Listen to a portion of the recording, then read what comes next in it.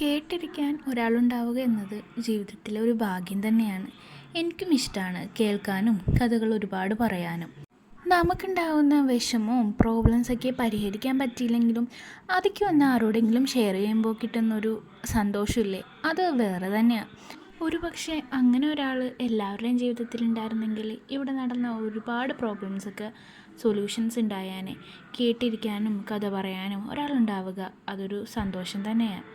എന്നാൽ ചിലരുണ്ട് നമ്മുടെ വിഷമങ്ങളും സന്തോഷങ്ങളും പ്രശ്നങ്ങളൊക്കെ കേട്ട് കഴിഞ്ഞ് അതിനെ കുത്തി നോവിക്കാനും പറഞ്ഞു നടക്കാനും പുച്ഛിച്ച് തള്ളാനും പിന്നെ നിസാരമാണെന്ന് പറഞ്ഞ് തള്ളിക്കളയാനൊക്കെ ഉള്ള കുറച്ച് പേര്. എല്ലാവർക്കും ഉണ്ടാകുന്ന ഈ പ്രശ്നങ്ങളും വിഷമങ്ങളും സങ്കടങ്ങളൊക്കെ അത് എന്നും ഒരേപോലെ ആയിരിക്കില്ല.